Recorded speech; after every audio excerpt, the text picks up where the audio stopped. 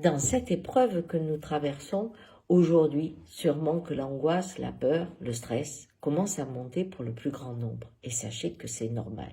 En effet, le monde se retrouve dans un état d'initiation sans thérapeute. Mais il y a la vie qui s'occupe de vous. Par contre, vous vivez vraiment une épreuve, n'en doutez pas.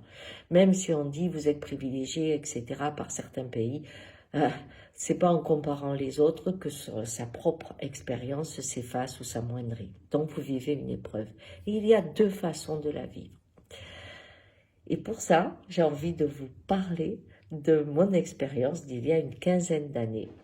Et peut-être qu'elle va rejoindre l'expérience des uns et des autres. J'étais partie en Arizona dans un groupe que dirigeait à l'époque Paul Lebrun et son mari, et pour faire des quêtes de vision.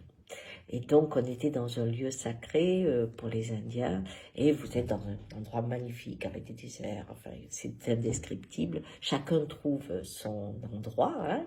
Personne ne sait où c'est, vous savez votre endroit, et c'est votre lieu de pouvoir, et vous restez là 4 jours, je ne me souviens plus très bien, et sans nourriture, juste avec de l'eau, et sans aucune communication. Et bien sûr, chacun choisit le lieu qui lui convient. Hein. Moi, j'avais choisi pas loin de l'eau, donc j'ai vu beaucoup d'animaux, d'autres étaient tout en haut, c'est différent.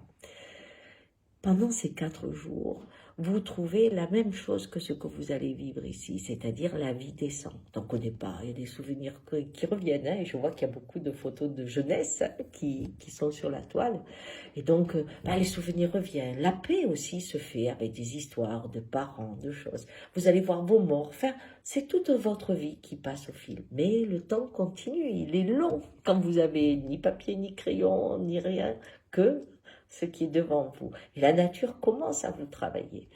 Et donc là, vous commencez aussi à sentir la peur. Par exemple, quand arrive la nuit, le jour, il fait très très chaud pour être à poil. Et la nuit, vous avez intérêt d'avoir un bonnet, même dans votre duvet. Donc, vous avez les animaux. Et quand on est occidental, il y a certains animaux qu'on ne connaît pas. Alors, vous découvrez la journée ou à la tombée de la nuit que les chevaux sont magnifiques quand ils sont libres, en troupeau, qui parlent entre eux. Vous dites, ah, c'est trop beau, etc. Mais je me souviens d'avoir été effrayée par une moufette. Alors pour vous dire, c'est que cette rencontre au cœur de la nature, quand on n'y est pas vraiment habitué, ça fait très peur. Mais le temps passe. Et je suis maigrineuse, et là on n'est plus dans ce schéma de stress de l'inconnu, on s'habitue au territoire, au bruit, etc. Et là, ce qui descend, c'est la douleur, le manque de boire, quelque chose qui arrive. Moi, je suis migraineuse, donc la migraine était au fond. Hein, et là, tout d'un coup, rentre autre chose. Là, la vie vous travaille. Et c'est ce qu'on va vivre aussi. Là, la vie vous travaille vraiment.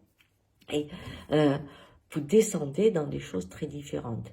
Et à un moment, le 3e jour, je crois, j'ai eu un ours qui s'est présenté à moi, enfin devant moi, devant mon territoire, et j'étais dans un tel état, je ne bougeais plus, je le regardais, et je me disais, tu veux m'attaquer, tu m'attaques. J'étais descendue dans cet espace où on disparaît. Et j'avais tout lâché.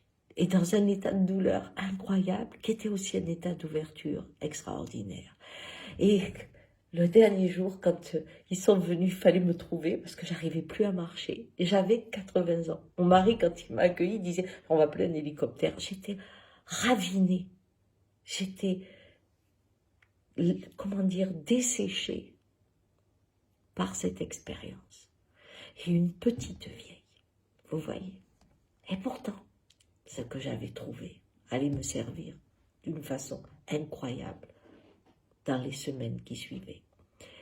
Mais quand on s'est retrouvés autour du feu de camp, le soir, la petite vieille qui prenait le bouillon, j'ai vu une personne qui avait fait la même chose que moi et qui était rayonnante. C'était un garçon de 35 ans. Il était beau, mais alors c'est comme s'il n'avait rien vécu. Et je sentais dans son assurance qu'il était content d'avoir contrôlé les 4 jours. Il avait gagné son pari. La vie ne l'avait pas sculpté autrement. Alors, voyez, aujourd'hui, la différence, c'est qu'on ne sait pas quand ça va se terminer. Alors, il y en a certains qui sont comme ce jeune homme, comme la femme plus jeune que j'étais, eh bien, il y en a certains qui vont aller dans le contrôle pendant longtemps. Mais vous savez, Vu la durée, tôt ou tard, ça va plonger. Et il y en a d'autres qui vont se retrouver comme moi.